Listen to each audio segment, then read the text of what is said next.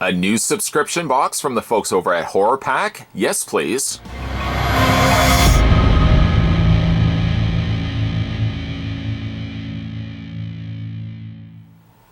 This is the brand new Horror Pack Rue Morgue Coffin box. It's exclusively from the folks over at Horror Pack, who also, as you know, release every single month a selection of horror Blu-rays and or DVDs and can be delivered right to your house. They've now expanded and given us the Rue Morgue Coffin box, which as far as I know, also is going to contain movies, and it's also going to contain the Rue Morgue magazine as far as I know. We're going to go ahead and get this opened up. This is my first outing into the realm of the Coffin box. I'm very, very excited.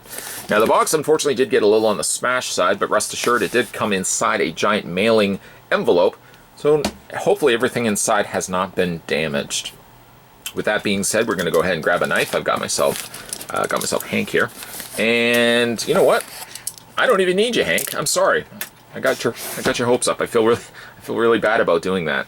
We're going to go ahead and open this up and see what we got inside. Looks like we got ourselves a t-shirt as well. Oh, that's pretty cool.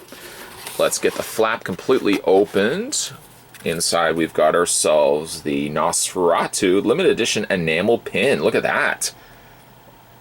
It seems to me that they're probably trying to that they're competing with other horror related subscription boxes by giving us t-shirts and everything else inside. And again, I'm very excited to have a look at what we are getting in the very first Coffin box, at least on this channel. Again, we've got ourselves the Nosferatu enamel pin inside the Coffin box exclusive packaging here.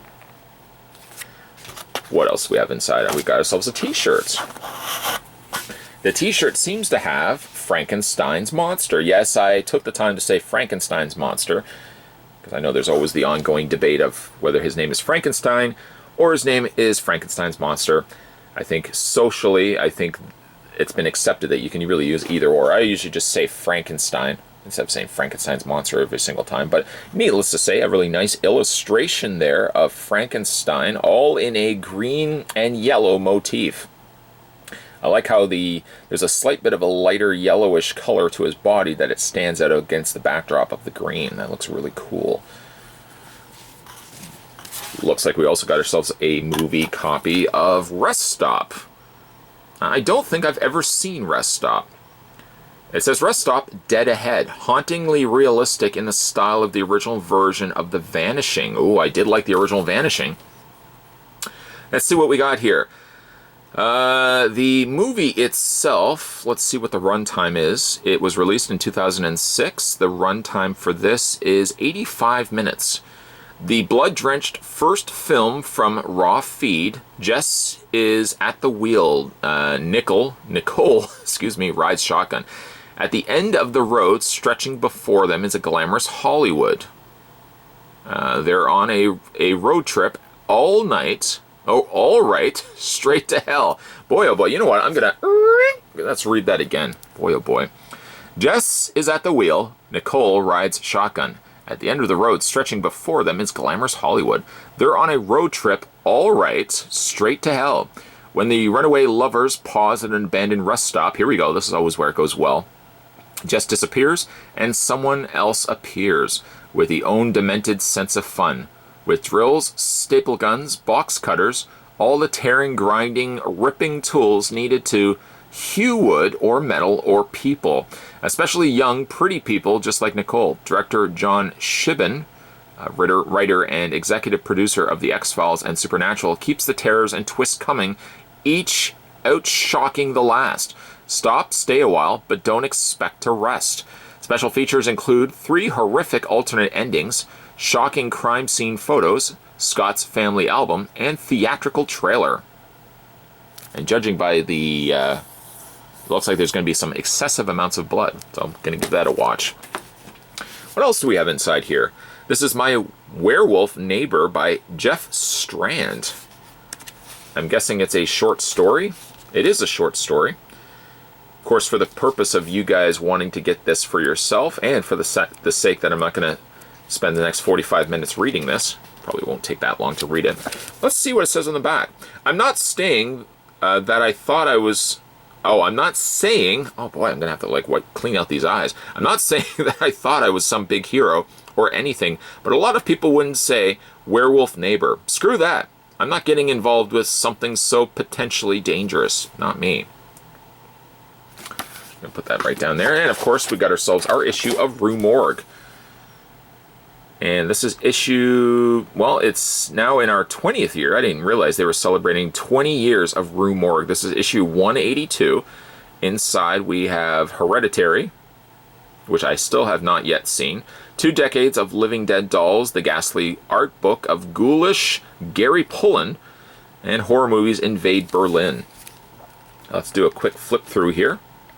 I still have yet to get Leatherface, the Texas Chainsaw Massacre 3 on Blu-ray. I still have the original, I think I still have it on original DVD, but I've yet to pick this one up. Still want to grab that. An advertisement for some t-shirts, the Living Dead Dolls, of course. Let's do a quick flip through. Oh, look at this. This is pretty cool. Steve Casino's insanely tiny portraits on Peanuts. These are all on Peanuts. That is incredible. Look at that. That is awesome. Some Needful Things.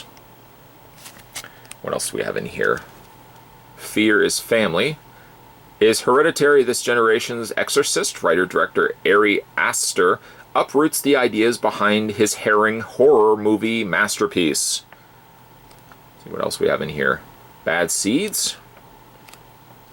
Of course, the horror Dead Dolls, Living Dead Dolls.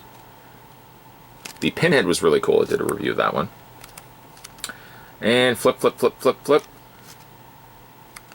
This is one of those things where I always like to sit down and read this after the fact. Sure, of course, I like to showcase you guys a brief little snippet of some of the stuff that you're going to get inside the magazine, but always after I finish reviewing this, I always like to sit down and just kind of have a little cup of coffee or a glass of cool lemonade, and I like to read my issue of Rue Morgue after the fact.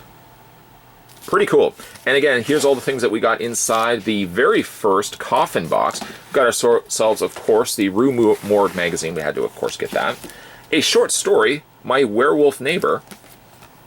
A movie called Rest Stop. Gonna have to give that a watch. Got ourselves an exclusive pin. And got ourselves also a t-shirt, which I don't know if is exclusive, but a pretty cool t-shirt nonetheless. If you guys are interested in subscribing to the Coffin box, I'll put the link down below. A nice little extension subscription box from the folks over at Horror Pack, one of my favorite horror-related boxes coming in the mail. Now have expanded to one of my new favorite additional horror boxes coming in the mail. This was the Coffin box, I believe, for July 2018. If you guys haven't had a chance to hit that little subscribe button down below, make sure you do so, because of course more videos will be coming to this channel real soon. Also, if you haven't had a chance, make sure you swing over, I guess that was more of a squeaking door, head over to the main page and scroll down the section that says videos. That way you know 100% that you've seen everything that I've posted onto this channel, and if you've missed anything along the way, you should be able to find it right there. More videos, guys, will be coming your way, so as always, thanks for watching. I'll see you next time.